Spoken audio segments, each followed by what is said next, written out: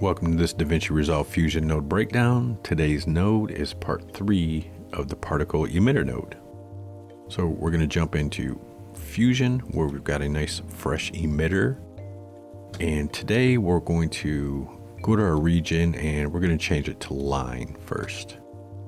And if you remember, we have two lines that we cannot move to place where we want our particles to start.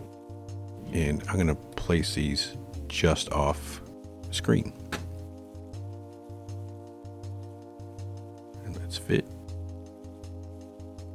And we'll change our controls and we're going to add a little velocity. So now if we play, we can see we've got our little points going across. But today we're going to use a different style. And we're going to use the bitmap.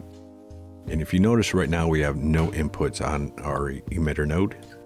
But as soon as I go to bitmap, we've got a new input. And this is where you can input your media as the emitter. So we're going to grab some media and input our media. And first thing we're going to do is we're going to reduce our number on our particles, because what this is doing is we introduce media and it's going to play this media as our particle emitter, or as our actual particles, not the emitter, as the actual particles. So we're going to jump back in here and we're going to reduce this quite a bit. And we're going to make this, say, 0.1. So now if we play, you can see our images are going across as particles. And let me move this over. And what this is doing by default on our style, it's animating over time. Meaning frame 1 is playing frame 1 of our media and all the way to frame 285, the end of our media.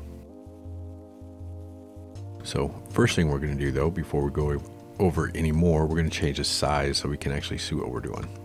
So you have size controls where you can resize your particles. So we can make them larger. And we can change our size variance. So some are smaller, some are bigger.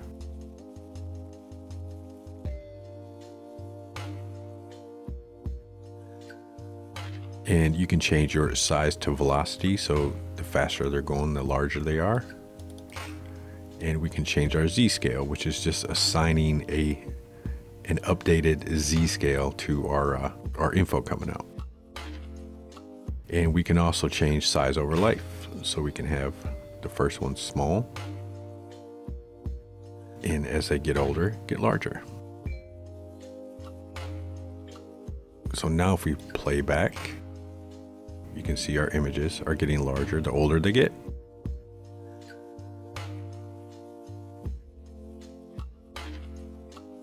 And let's make sure this is going all the way through. All right. So the default animate is over time. Like I said, starting from frame 1, going to the end of the actual media. We also have particle age. And what this will do is this will start playback from frame 1 of the particle birth. So if our particle is born on frame 60, it's going to start frame 1 of our media, regardless of where on the timeline this is. So even if we're at frame 175 and we have a brand new particle born, it's going to start at frame 1 of that media and go all the way through. So now it would look like this.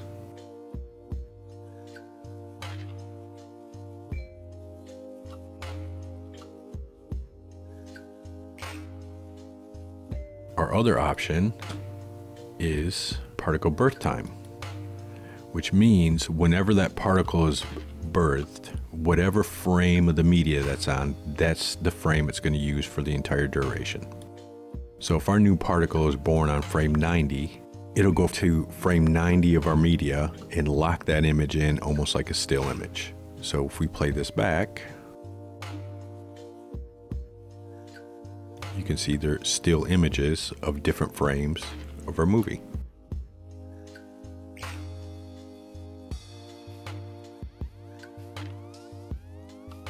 And let me get a good shot so you can see. So the different frames locked in on whenever that particle is born. Now under your color controls, you have no color controls. You can't change the color of your media. And same goes with your color variants and your color over life. You can't change these other than your alpha. So if we change our green, you can see nothing's happening. Our fade controls, we can fade in and fade out. On our merge controls, we can do subtractive or additive, but this doesn't seem to work. However, the burn in does. For your blur controls, we can add blur, and what this is doing is adding a blur on the individual particle level. So each particle is getting blurred independently. So we can come in here and do a blur variance. So some are more blurred, some are less blurred. Or we can blur over life. So if we have our new ones nice and clear and our older ones blurry, we can blur over life. So as we play this back, and once we start adding these blur parameters to it, playback is going to get extremely slow, especially with using media playing individual clips. So let's go ahead and stop that. So that is the blur over life. Let's go ahead and reset that. Clear out our blur.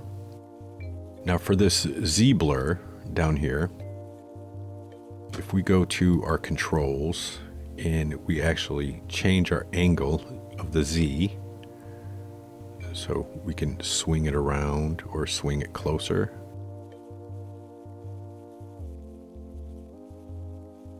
And then go back to our style sheet. We can use this Z blur to blur on our Z depth. So if I add a little bit of blur, let's do 0.1. You can see it's blurry closer than it is far away. So as it enters that Z depth, it's going to start getting blurry the closer it gets to the camera.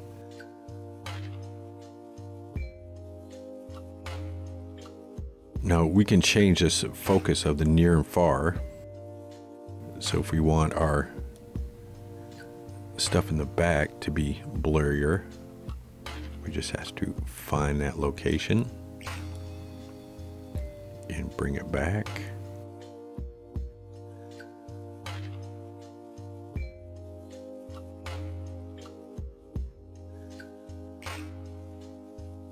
So now our stuff that's closer is clear and our stuff further is blurrier. And that don't look too great, does it?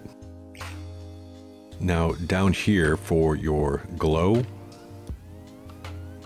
doesn't seem to work. And your blur blend works a little bit, but it's not very effective.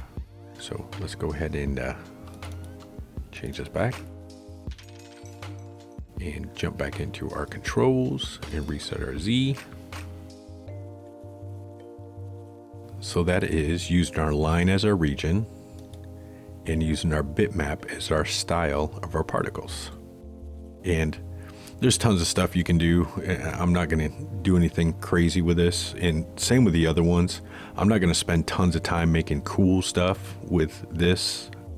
I won't be using my tagline of, hey, we can make this cooler. Simply because this is basics. These emitters are basics. There's so much that goes in between after your emitter to actually get the look of anything you want to do. And I don't want to introduce these nodes yet because it's a lot more information and it'll be too much. So right now we're just covering the basics of the actual emitter, which are cool, but not that cool. So, because there's tons of stuff you could actually do and create something like this, like photos flying by and all that stuff with this emitter.